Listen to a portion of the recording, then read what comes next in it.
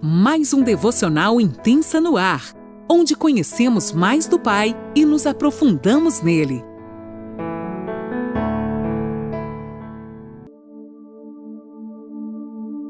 Bom dia! Mais uma sexta-feira se inicia e eu, Lani Nola, falo com você de Criciúma, Santa Catarina. Que alegria te ter como companhia especial. Sim, especial porque o Senhor te colocou aí para ouvir esse áudio com um propósito, porque tudo o que fizemos é por Ele e tem a ver com Ele. Eu creio que hoje você vai amar a história da mulher da Bíblia que nós vamos falar.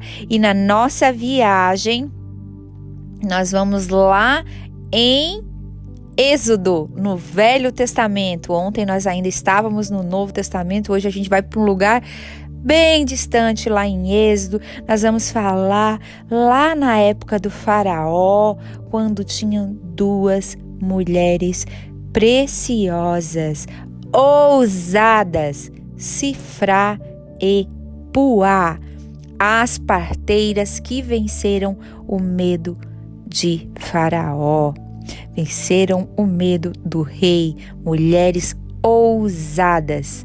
Nós estamos já no episódio 20, gente. Olhem só como passa rápido, falando dessas duas hoje, duas mulheres especiais que precisam urgente nascer mulheres como ela hoje. Nós precisamos muito de mulheres parecidas como Sifrá e Puá. E vamos lá que você já vai entender o porquê. O rei do Egito, eu vou estar lendo em Êxodo 1, do 15 ao 21. Na NAA. O rei do Egito deu uma ordem às parteiras hebreias, das quais uma se chamava Sifrá e a outra se chamava Puá. Ele disse: quando vocês servirem de parteira para as mulheres hebreias, verifiquem se é menino ou menina. Se for menino, matem. Se for menina, deixem viver. As parteiras, porém, temeram a Deus e não fizeram o que o rei do Egito lhes havia ordenado. Pelo contrário, deixaram viver os meninos. Então o rei do Egito chamou as parteiras e lhes perguntou: por que vocês fizeram isso e deixaram viver os meninos? As parteiras responderam: é que as mulheres hebreias não são como as egípcias, são vigorosas e dão à luz antes que a parteira chegue. E Deus foi bom para as parteiras, e o povo aumentou e se tornou muito forte. E porque as parteiras temeram a Deus, Ele lhes constituiu família. Gente, se você puder, grife aí, aqui nesse último versículo, onde elas falam: e Deus foi bom para as parteiras, e o povo aumentou e se tornou muito forte. E porque as parteiras temeram a Deus, Ele lhe constituiu família. Quando a gente faz aquilo que é correto, aquilo que o Senhor tem nos ensinado, e não quebramos princípios, não quebramos aquilo que o Senhor nos manda fazer, quando nos posicionamos da maneira correta, nós somos abençoados. E essas parteiras com certeza tinham um sonho de ter família, porque Deus lhes constituiu família. Eu lembro de mim quando ainda adolescente, esses tempos eu até escrevi um texto no meu Instagram sobre isso. Eu morava numa casa, nossa casa era de madeira e tinha aquelas, como é que chama aquilo? Não sei se é mata-junta, mas uma tabuinha que junta, que liga uma madeira à outra para que não tenha, não fique uma greta, né? Não fique um espaço. E eu lembro que eu passava a mão ali e dizia assim: como eu queria uma casa de alvenaria para que fosse lisinho, né? E que o meu lar, olha só como eu identificava, mesmo sendo uma menina. Eu pensava, nada contra a casa de madeira, né, gente? Estou falando da minha casa, ela tinha ainda umas brechas. Isso é muito profético na minha vida. E eu lembro que essas brechas eu passava muito, eu queria tanto uma casa de alvenaria, porque daí ia ser lisinho, a minha família ia ficar tudo bem, e eu nem aí, não tinha nem experiência nenhuma com Deus, mas desde aquela época Deus já ministrava o meu coração. E quando no futuro Deus me deu, Ele foi bom comigo, Ele fez como essas parteiras, Ele me deu uma família, né? Me constituiu família. Isso alegrou muito meu coração, porque a minha família é como uma casa de alvenaria. Por mais que a gente tenha falha, por mais que a gente tenha atritos, né? Eu, meu esposo e meu filho, nós somos unidos com uma aliança que nós temos no Senhor, e isso nos fortalece, e essa foi a família que Ele nos deu. Eu, gente, nem fui boa para Deus como essas meninas, essas parteiras foram. Ele simplesmente me encontrou. Então também não é pelo aquilo que a gente faz, o Senhor me encontrou e me constituiu uma família. Sabe, independente do que você fez ou deixou de fazer, Ele te encontra nessa manhã e lhe constitui família. Ele te dá alegria, Ele restaura sua vida. Independente se você foi abandonado, abandonada, Ele é o teu marido. Independente se você está num casamento frustrado, Ele te sustenta, Ele guarda a sua vida. Mas vamos nos ater aqui à história. Uma das qualidades mais impressionantes de alguns personagens bíblicos é a força. Vocês percebem? Eles demonstram força para vencer o mundo. Gente, isso até acelera meu coração. Sifrá e Puá viveram no Egito quando este se esqueceu do justo José, o que causou a escravidão dos israelitas, conforme o relato bíblico. Se vocês forem estudar um pouquinho a história, vocês vão perceber que essas parteiras estavam lá bem justamente, né, quando o povo hebreu era escravizado pelo faraó, pelo Egito. Então vocês vão ver o quanto elas se posicionaram dentro de circunstâncias contrárias àquilo que elas tinham que fazer. A coragem e a valentia dessas duas mulheres que foram ousadas ao ponto de obedecerem a Deus e não o rei do Egito, o que o rei do Egito as tinha mandado fazer, fez com que a boa e perfeita vontade de Deus se cumprisse em suas vidas.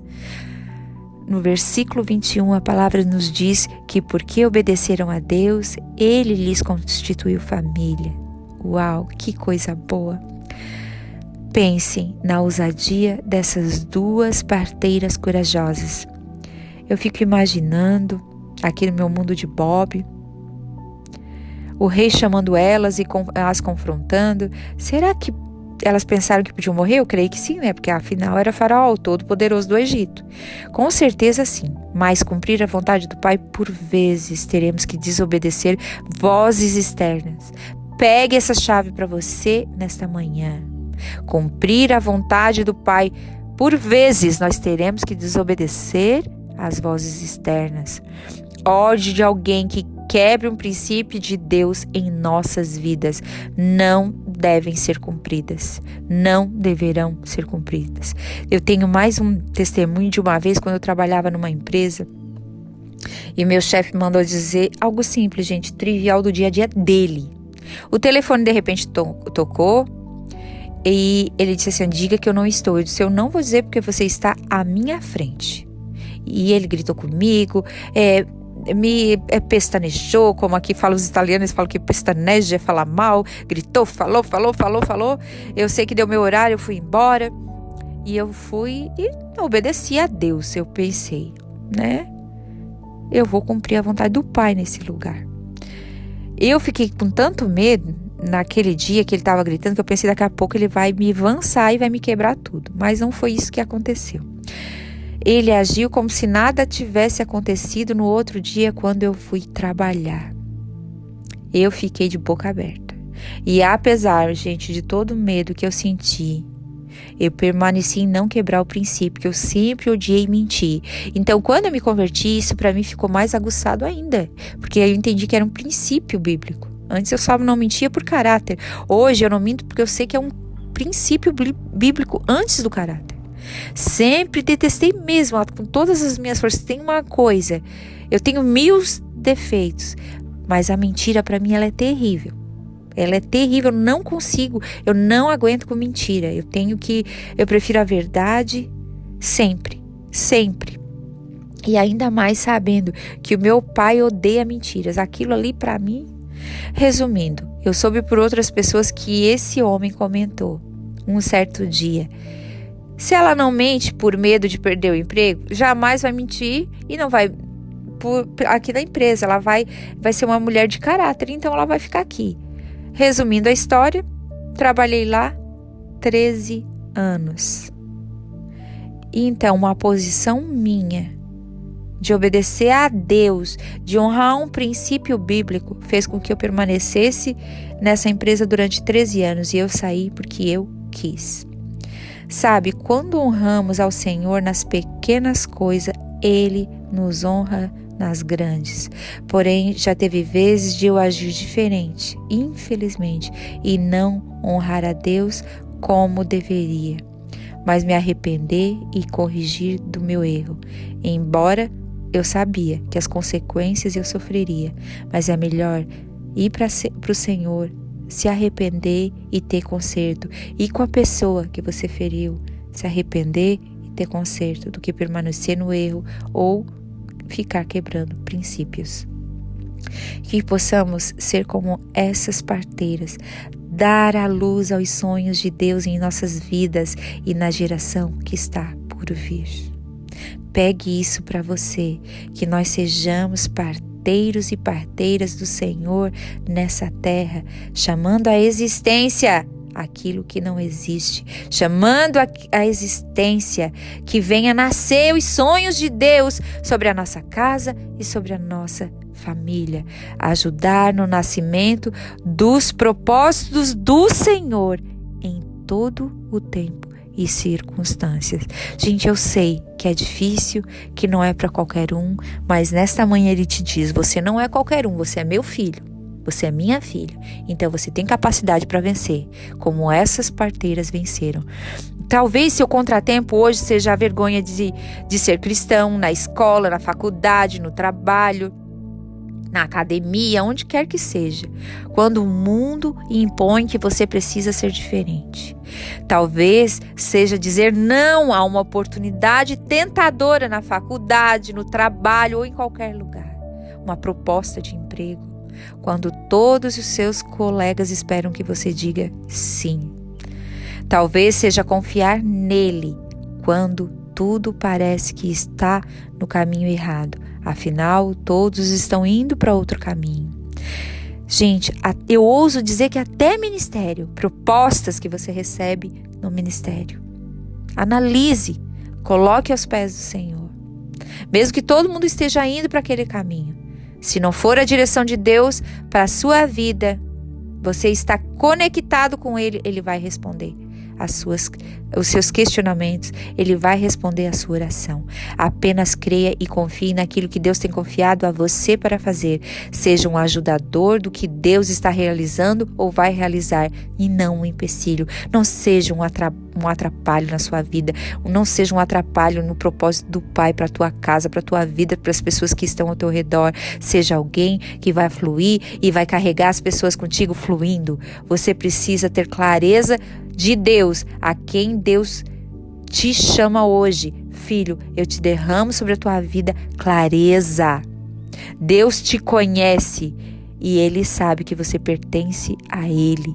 Ele conhecia Sifrá e conhecia Puá. Ele conhece você e conhece a mim. Quando a hora chegar, Deus não espera encontrar a pessoa mais corajosa do mundo. Ele quer apenas alguém que coloque todas as suas expectativas nele, que o teme e o ama mais que tudo. Alguém que entendeu que quando é fraco é que é forte nele. Aleluia. Eu vou finalizar com uma palavra lá de 2 Coríntios 12:10. Por isso sinto prazer nas fraquezas, nos insultos, nas privações, nas perseguições, nas angústias, por amor de Cristo. porque quando sou fraco, então é que sou forte. Amém? Deus te abençoe.